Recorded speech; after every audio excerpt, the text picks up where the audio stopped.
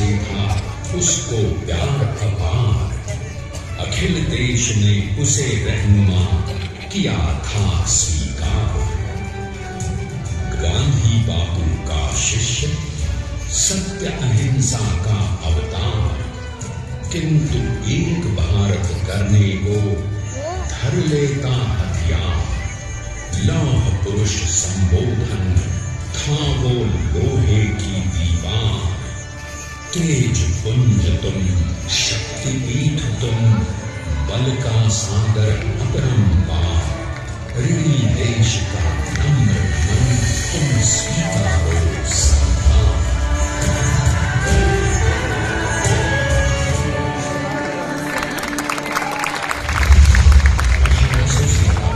अंग्रेजों को ललकारने वाले पहले स्वतंत्रता संग्राम के एक सक्रिय सिपाही थे झवेर भाई पटेल। करमसद गांव के इस बहादुर देशभक्त किसान और उनकी पत्नी लाड भाई के 5 बेटों और 1 बेटी में से चौथे पुत्र थे वल्लभ भाई। बालक वल्लभ ने करमसद के बाद नडियाद से अपनी हाई स्कूल की शिक्षा पूरी की। फिर 13 साल की उम्र में उनकी शादी भी हो गई छोटी सी झवेर भाई से। 2 बच्चों, बेटी मणिबेन और बेटे दाया भाई को जन्म देने के बाद झवेर बाई असमय ही चल बसी। सदी बदलने और 20वीं सदी आने पर उनका जीवन भी एक चमत्कार की तरह बदला। पीटर का इम्तिहान पास करके वो वकालत करने लगे। पहले गोधरा, फिर आनंद और उसके बाद अहमदाबाद में। मगर जल्द ही वकालत छोड़कर वो बैरिस्टर बनने की इच्छा से इंग्लैंड चले गए। लंदन में बैरिस्टरी में अव्वल आने और वजीफा जीतने वाले वो अनोखे भारतीय थे। अब तो अहमदाबाद की वरिष्ठ अदालत में बैरिस्टर पटेल की जिरह और जीतों की धूम मच गई।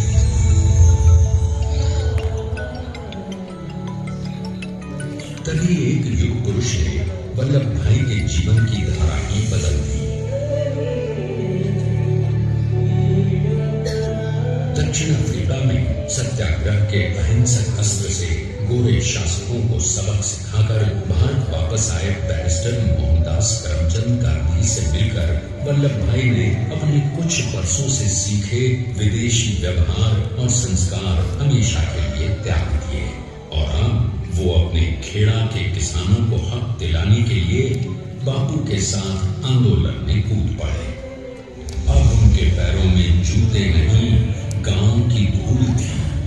हृदय में भारत भूमि की शस्यशाला धरती।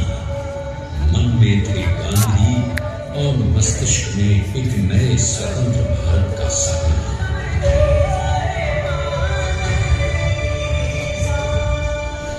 तभी बारडोली के मजबूर मजलूम किसानों की यातना का समाचार उनके पास पहुंचा।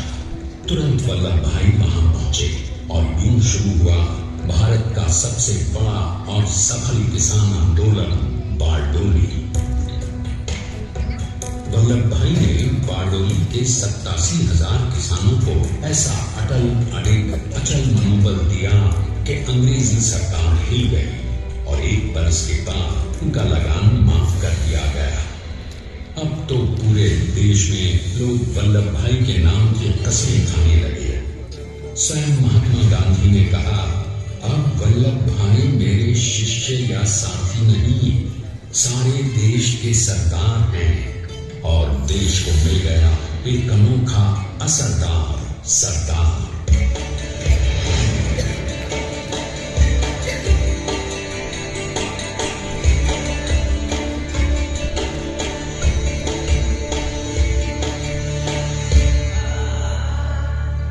सरदार पटेल के नाम और देशभक्ति से अंग्रेज डरकर कांपने लगे। 1920 के नमक सत्याग्रह और दांडी कूच में वो बापू से भी पहले गिरफ्तार किए गए।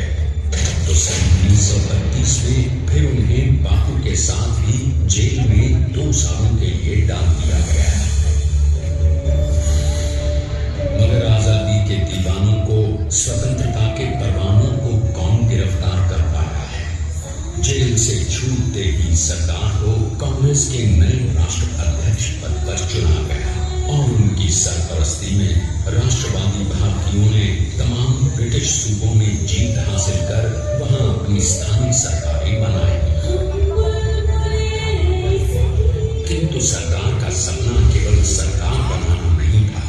उनका स्वप्न तो था एक ऐसे नए भारत का जहां हर रंग, हर रूप, हर जात, मजहब, तबके का हिंदुस्तानी एक साथ मिलकर एक ऐसा नया भारत बना सके जहां पूर्ण स्वराज्य के साथ सारे समाज को गरीबी, अशिक्षा, छुआछूत से भी आजादी मिल जाए। इसकी पहली रणनीति थी भारत को अंग्रेजों की गुलामी से आजादी, ताकि भारत के लोगों की अपनी सरकार सबके साथ और सबके विकास के लिए काम कर सके। बापू की अगुवाई में अब देश ने अंग्रेजों को अंतिम चेतावनी दे दी, करेंगे या मरेंगे, अंग्रेजों भारत छोड़ो। बस फिर क्या था, संघर्ष की रणभेरी बजी। 3 सालों के लिए सरदार पटेल को भी सत्याग्रही नेताओं के साथ जेल में ठूंस दिया गया। 2 सालों के बाद अंग्रेजों को बापू के सभी शिष्यों और साथियों को छोड़ना पड़ा।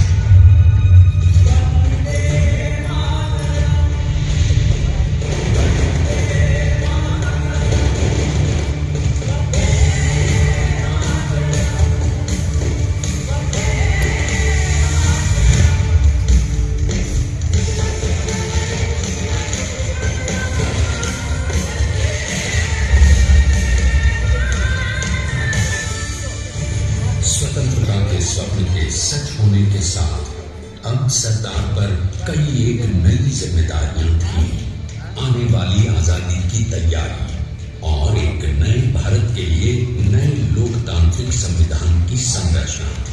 जैसा उनके साथी ने खुद कहा था, सरदार ने ही 6वीं हथौड़ी लेकर एक नए भारत को उकेरा है।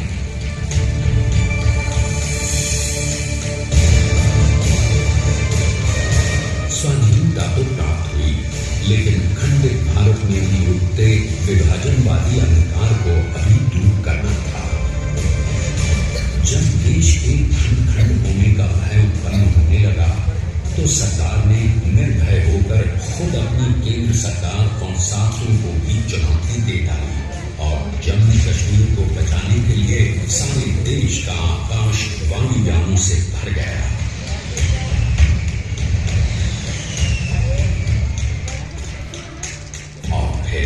हैदराबाद और जूनागढ़ के भारत में विलयीकरण को पाकिस्तान से चुनौती मिली। सरदार चाहते थे कि देश की 1 इंच धरती अब और विभाजित नहीं होनी चाहिए। नए भारत को एक करने के लिए समझा बुझाकर, मना कर 565 रियासतों को सरदार ने अपनी सूझबूझ, सदा शहीदा, संबल से एक नए स्वतंत्र भारत का अभिन्न अंग बना दिया।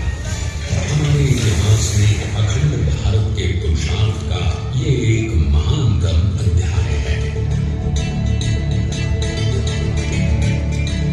जैसा उन्होंने स्वयं कहा था, हमें नए धागों को पुराने ताने बाने में ऐसे पिरोना है कि एक दूसरे में गुंथ जाए और बेहतरीन बनावट वाला एक नया भारत उभरकर सामने आ सके। अंततः अपने वज्र दृढ़ संकल्प से एक नया विराट विशाल एक भारत श्रेष्ठ भारत बनाकर दिखा ही दिया सरदार ने। संसार के सबसे बड़े प्रजातंत्र के शिल्पी को प्रणाम करने के लिए देश ने बनाया है ये समर्थ स्मारक। स्वाधीन भारत को समर्थ भारत में बदलने वाले सरदार पटेल को समर्पित प्रेरणातीत भी है। प्रधानमंत्री श्री नरेंद्र मोदी के नेतृत्व में बनी विश्व की इस विशालतम प्रतिमा के सामने आकर सारी दुनिया जैसे स्वयं भी नतमस्तक हो जाती है।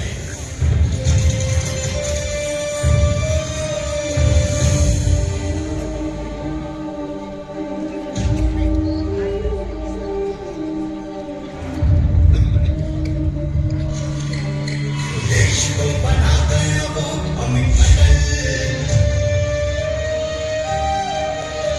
बना सका उसे न कोई शत्रु दल,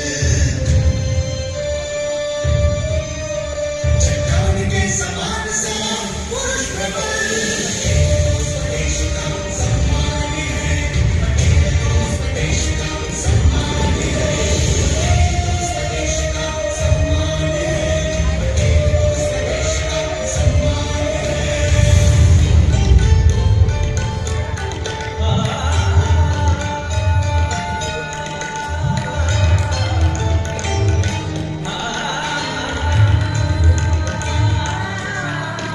ऊंचाइयां आकाश को छुए उड़े, गहराइयां समुद्र की मिले, कदम अडिग जमीन पर जमे हुए,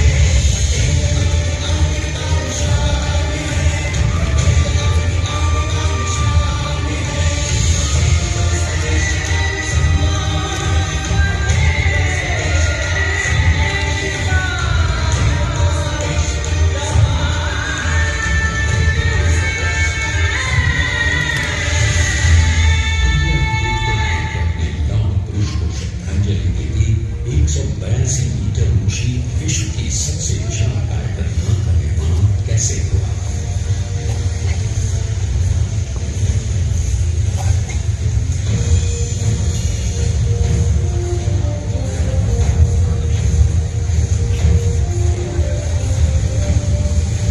गगनचुंबी इस अद्वितीय अभूतपूर्व प्रतिमा को बनाने के लिए सबसे पहले नदी पर 4,500 क्यूबिक मीटर का राफ्ट बना और फिर सीधा 600 फीट का कंक्रीट का कोर बनाया गया।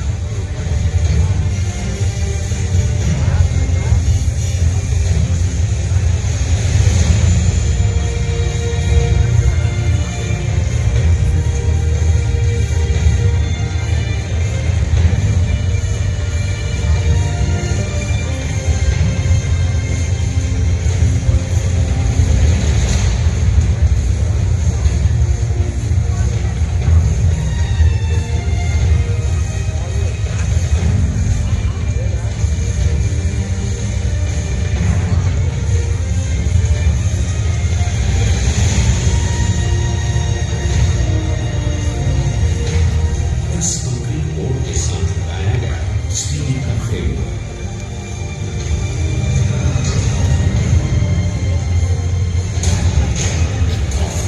इस फ्रेम पर 6,500 ब्रॉन्ज के पीसेस लगाए गए।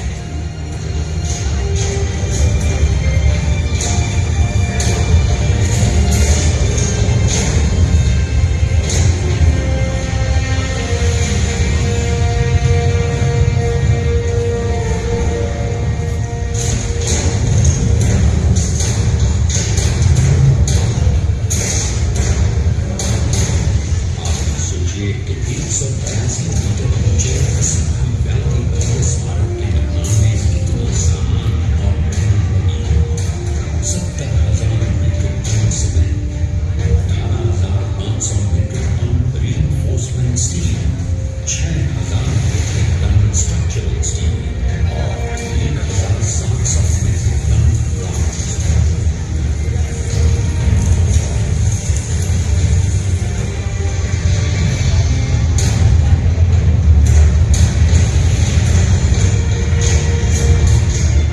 स्टैच्यू ऑफ यूनिटी आज एक बड़ा प्लेटफॉर्म है और इसे मुमकिन बनाने में 1 सेकंड भी ब्रेक लिए बिना देश भर की टीम्स ने 24/7 काम किया।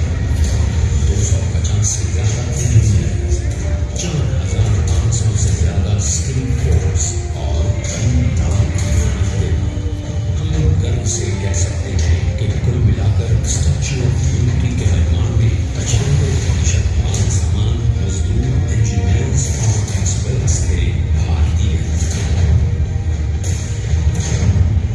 जानते हैं कि 182 मीटर ऊंची इस भव्य प्रतिमा को बनाने में कितना समय लगा? डिजाइन के लिए 12 महीने और निर्माण के लिए 34 महीने, यानी कुल मिलाकर केवल 46 महीने।